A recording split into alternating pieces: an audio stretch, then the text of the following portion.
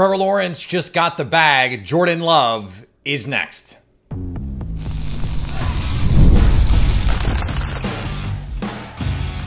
You are Locked On Packers, your daily Green Bay Packers podcast. Part of the Locked On Podcast Network, your team every day. You are Locked On Packers, part of the Locked On Podcast Network, your team every day. I'm Peter Bukowski, and I cover the Packers for The Leap, a newsletter I would love for you to subscribe to. Follow me on Twitter, Peter_Bukowski. Follow the podcast on Twitter, Locked On Packers. Like us on Facebook. Subscribe to the podcast, iTunes, Spotify, Google Podcasts, wherever you find podcasts. You will find Locked On Packers, the #1 Packers podcast on the internet, and the show for fans who know what happened. They want to know why and how. Thanks to everyone who makes Locked On Packers their first listen every day. We hope you like starting your day with us as much as we like starting our day with you. Trevor Lawrence gets a 5-year extension worth $275 million. I always feel like I need to do million Dr. Evil. A very timely reference. $55 million a year. That's the Joe Burrow number. That is top of the market. $200 million in total guarantees. $142 million guaranteed at signing. Jordan Love is going to beat that number. Let me repeat. Jordan Love is going to beat that number. And I have been saying this for weeks. He is going to reset the quarterback market. Jordan Love last year played better, even with some of the inconsistencies in October, November. Played better than we have ever seen Trevor Lawrence play consistently. Trevor Lawrence still makes bonehead throws in the red zone, interceptions that make you go, what are you doing? I understand Jordan Love had 2 of those in the playoffs. But the level we saw Jordan Love play at in the second half of last year, and I know there are people ripping their hair out going, is he really going to get paid off 8 games? Well, Trevor Lawrence is getting paid off no games if that's the standard. Because we have never seen Trevor Lawrence play as well for any 8-game stretch as we saw Jordan Love play in the second half of last year. So you pay for future production, not past production, but past performance is in some way indicative of future performance. This is not the stock market. This is not the disclaimer at the end of a Charles Schwab ad, no free ads. But this is also kind of just how this works. Now, I think that's a bad reason to pay a quarterback. I am totally fine paying Trevor Lawrence $55 million because I think a 24-year-old who's been in a horrific situation, or at least started his career in a horrific situation, and then last year had like 1 billion interceptions in the end zone. No, seriously, like 6 to 8, maybe 10 would-be touchdowns flat dropped. Flat dropped. Like his arm, he is a top 10 talent at the quarterback position. So by that sort of standard, it is a totally understandable move to say, okay, top of market, that guy. Jordan Love, though, we saw higher highs.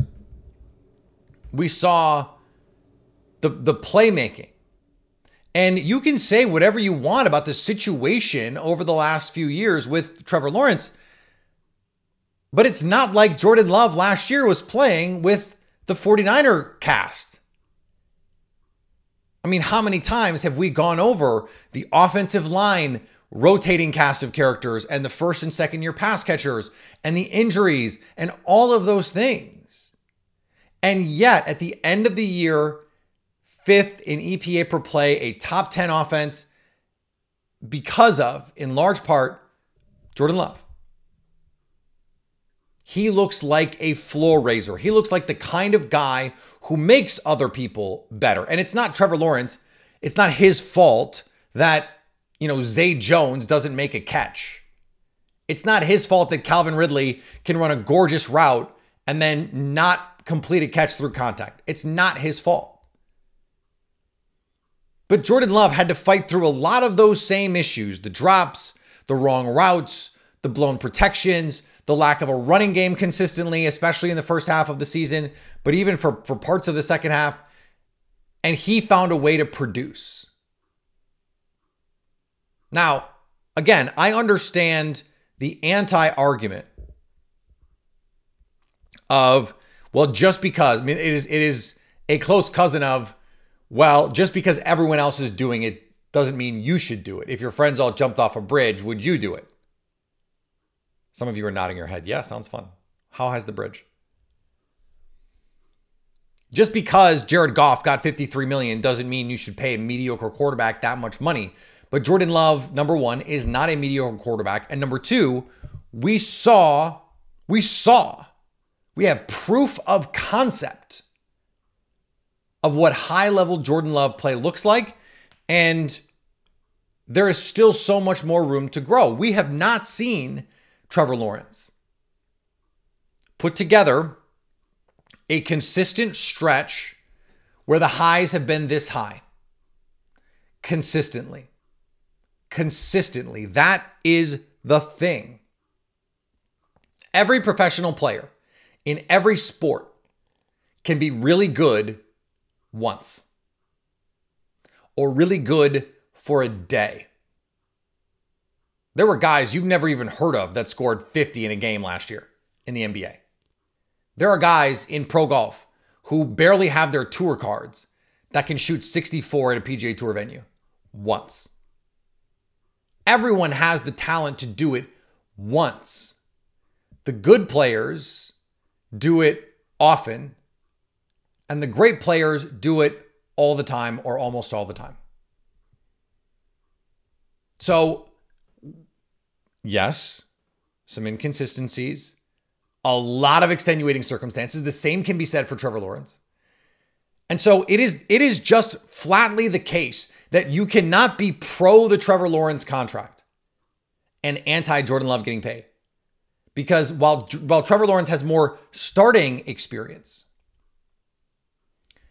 he has less experience being as good consistently as Jordan Love, even though Jordan Love only played one season.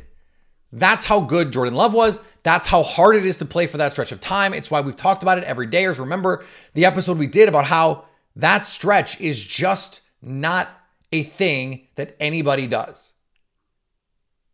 That to be as productive as he was and avoid mistakes the way that he did, it just doesn't happen. It just doesn't happen to anybody. It happens to the best quarterbacks in the league only, with like one or two exceptions. And we can, not hand wave, but we can explain away those exceptions with, all pro caliber playmakers, offensive line differences, et cetera, et cetera. Jordan Love is going to reset the quarterback market. And he is capable of playing like the best quarterback in the league. We saw it for half a season last year. He is going to get 56. He is going to get 57. He might even get 58. It's going to be more than this. That's just how this works. These quarterbacks have been sitting around, these 2020 draft class quarterbacks sitting around playing chicken.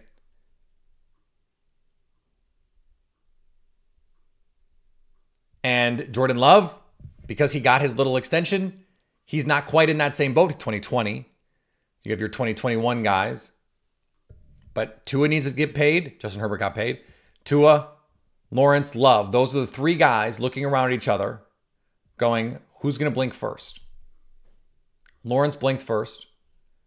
The Dolphins are not going to give Tua this money. But the Packers are going to give Jordan Love this much money. Just wait. And speaking of waiting, think about where we were a year ago with this team. And think about where they can go. That's next on Locked On Packers. Today's episode brought to you by our friends at eBay Motors. Passion, drive, and patience. The formula for winning championships is also what keeps your ride or die alive. eBay Motors has everything you need to maintain your vehicle and level it up to peak performance. Superchargers, roof racks, exhaust kits, LED headlights, and more. Whether you're into speed, power, or style, eBay Motors has you covered. With over 122 million parts for your number one ride or die, you'll always find exactly what you're looking for. And with eBay Guaranteed Fit, your part is guaranteed to fit your ride every time or your money back. Because with eBay Motors, you're burning rubber, not cash. With all the parts you need at the prices you want, it's easy to make your car the MVP and bring home huge wins. Keep your ride or die alive at ebaymotors.com. Eligible items only. Exclusions apply. eBay Guaranteed Fit only available to U.S. customers. Are you watching Fox Sports or ESPN on your TV all day? Have to turn down the volume with all that shouting? Make the switch to Locked On Sports today, a free 24/7 sports streaming channel programmed for you every day to bring you the biggest stories without all the screaming. Locked On Sports Today brings you can't-miss analysis, opinions, and news, streaming 24/7 on YouTube or the free Amazon Fire TV channels app, part of the Locked On Podcast Network, your team every day. I was thinking about the growth of this team and how far they've come. And the reason I was thinking about this was I was thinking back to a year ago. And all the uncertainty. A lot of Jets fans in my mentions had me thinking about this. All the uncertainty coming out of the Aaron Rodgers trade. We've never seen Jordan Love. We don't know even what to expect. What is this revamped offense going to look like? How is Jaden Reed going to fit in? What is the offensive line best five? Yosh Nijman, Rasheed Walker. How is Zach Tom going to handle right tackle full time? Can John Runyon Jr. earn a contract? How is Eric Stokes going to come back in terms of his health? How is Rashawn Gary going to come back in terms of his health? What kind of step can Quay Walker make in year two? Can Darnell Savage earn a long-term contract? Can Joe Barry keep his job? Can you hit on one of these day three receivers? What can Dontavian Wicks give you? How up to speed do the Packers need to get their tight ends? Luke Musgrave, Tucker Kraft. Do the Packers remember how much breath was wasted talking about a veteran receiver on this team? And I talked about it. And I ultimately came to the conclusion that while I thought that someone like DeAndre Hopkins would benefit the offense, that I liked the plan of just saying, let the young guys cook. And it turned into an unprecedented roster construction that became one of the best offenses in football. Now, I don't say that. I don't bring all this up to, toot my own horn. It's not about that. It's about think how much can change in a year. Think about how much can change in 3 months, 4 months. 4 months ago, you would have been convinced Aaron Jones would be on this team. And a year ago, you probably would have been convinced that this group of receivers, Christian Watson, was going to be far and away the guy in this offense. And maybe he would have been, but he got hurt. And you probably would have been convinced that Jordan Love would not be able to play at the level that he ultimately played.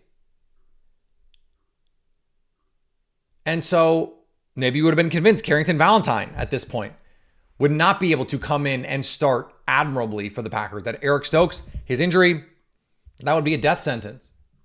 That Rasul Douglas would be traded. Think of how many things happened. Think of how many things changed just since October. Not even a year ago, October. When things started to look ugly. Packers are losing games. They trade Rasul Douglas, the Drake May. Jersey edits are out there on social media. And then everything changed. Everything changed. So that can go two ways. Go back to 2 years ago. This time 2 years ago. I think the Packers had the third shortest odds in the NFC to win the conference. The third shortest odds in the NFC for a team that ultimately missed the playoffs, won 8 games. Aaron Rodgers pouts his way through a banged up season, ultimately forces his way out. Now, it's not like that was totally unpredictable, but in August, he did say, I'm retiring in Green Bay unless they trade me, which was, the captain doublespeak all-star performance, because the Packers did, of course, trade him, but he wanted to be traded. This all changes so fast. And I say all of that not to rain on anyone's parade, not to say, oh, in a year, they could be celebrating a Super Bowl. They could be. But in a year, we could be talking about, well, they made a big mistake paying Jordan Love. I don't think they will, but they could be. This all changes so fast. The narratives, the conversations, our feelings, and they should change. With new information, we should want to change our opinions on things. That's a healthy perspective to have. I'm bringing it up to remind you not to hold too closely to any opinion or belief that you have right now about this team, because in 6 months, you will feel differently about a lot of things. And that's okay. That's okay. But it's also a good reminder to enjoy all of this. Because as we've seen, and we don't have to go back too far to think of teams that were not this young, this exciting, this close, that played with this sort of chemistry and verve and energy, that talked about the game this way, that saw the game together this way, that felt energized by a new defensive coordinator and buoyed by a season where they went from being projected to be last in the NFC North to going toe-to-toe with the NFC winner. A game they really should have won. Think about how fast things can change just from the beginning of that game. After the first quarter, the second quarter, I went, they're going to win this game and they're going to the Super Bowl. Things change in a hurry. But that means you have to enjoy those moments when you get them. Enjoy a quiet spring and early summer, because we know it doesn't last forever. Drama is always just fighting to peek its head around the corner. That's just the way this all works. Enjoy training camp, where we just get to be excited about what we're going to see. What is this defense going to look like? How is Jeff Hafley going to unlock this pass rush and these corners and Xavier McKinney, and what is that going to look like? And who's going to be the other safety? And where is Javon Bullard going to be playing? And man, isn't it going to be fun to watch this team not run a Joe Barry defense? Isn't it going to be fun to watch Preston Smith rush the passer 90% of the time that he's on the field? To not be matched up one-on-one with Devontae Adams. Okay, it was his own coverage, but enjoy it. Enjoy it. We are in one of the dull times. There's not a lot to talk about, but there is for other teams where they have drama. The Packers don't have any. So enjoy this part of the offseason. Enjoy this version of this team, because we'll never get it again. And you'll never get this moment again. Enjoy all of them. That's not just a football thing. That is a life thing. Enjoy all of them. We'll finish up next on Locked On Packers.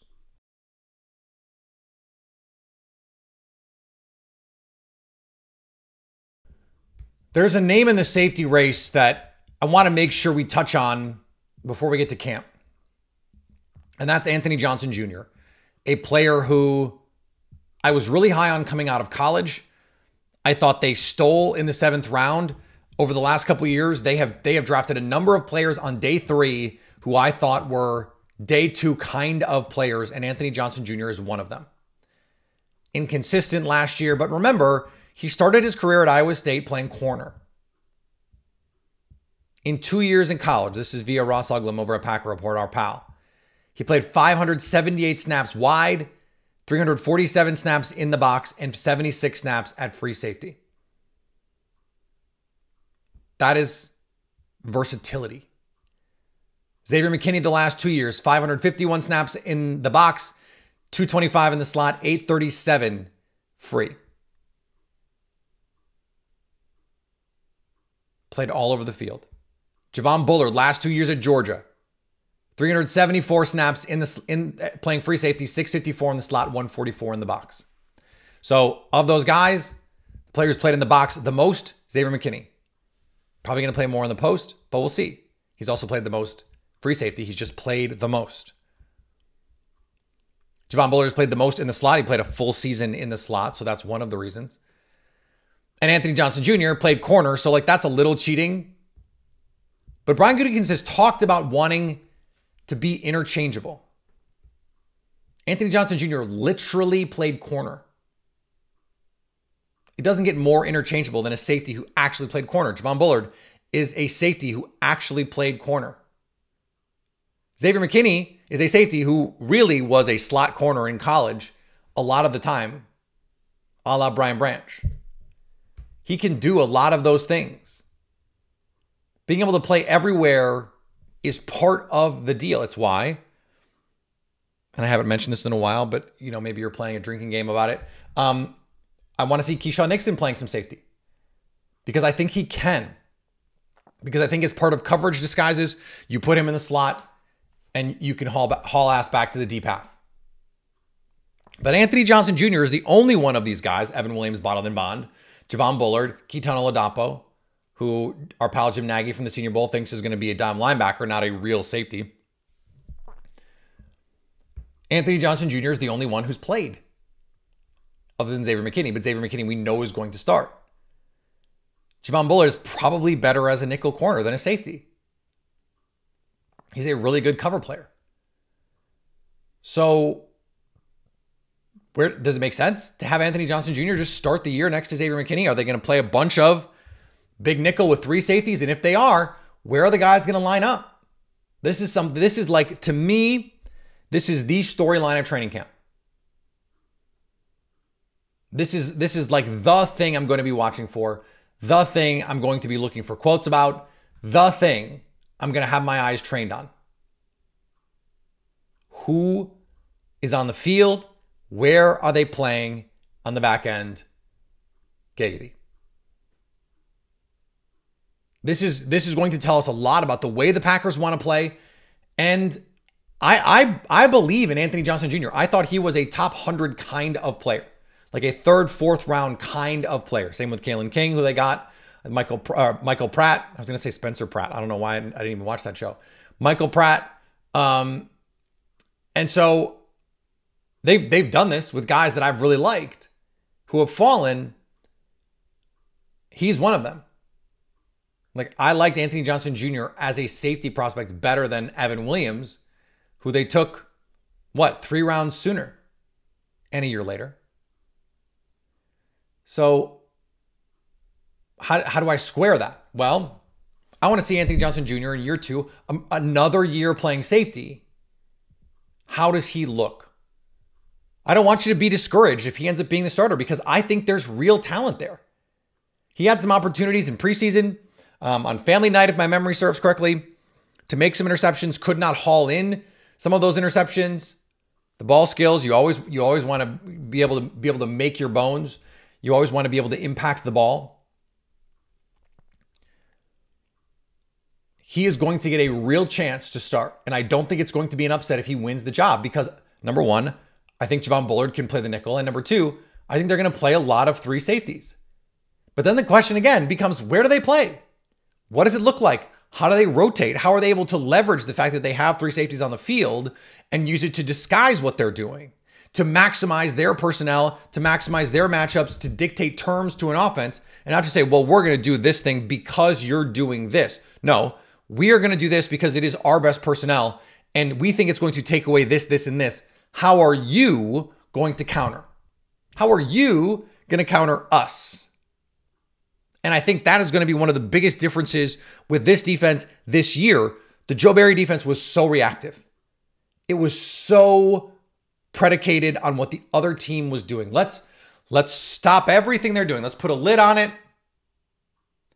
an umbrella over everything, and just rally and tackle. Jeff Hafley is not playing that style of defense, brother. They are going to attack you. They are going to dictate terms to opposing offenses. And I cannot wait. I cannot wait. But I would be remiss if we didn't bring it, because I know it's not as exciting as the second round pick. It's not as exciting as the free agent, high money acquisition, Xavier McKinney. It's not as exciting. I get it. But I think Anthony Johnson Jr. has a chance to be a really solid player. And if he wins the starting job, I don't think it's a disappointing thing. I think he can be really good. And I'm fascinated to see where he lands. All right. Back next week as we head toward training camp. We're really getting into the slow season. We may slow down some of these a couple weeks coming up here. We may only do 3 shows, some vacation, some being with family, those kinds of things. So I hope you get a chance to do that as well. But I'll of course let you know when all that stuff is coming up, so you can plan accordingly. Follow me on Twitter, Peter_Bukowski. Follow the podcast on all the social medias, Locked On Packers, Instagram, YouTube, TikTok, all of them. And of course, you can subscribe to Locked On Packers anywhere you get podcasts, so you can stay Locked On Packers.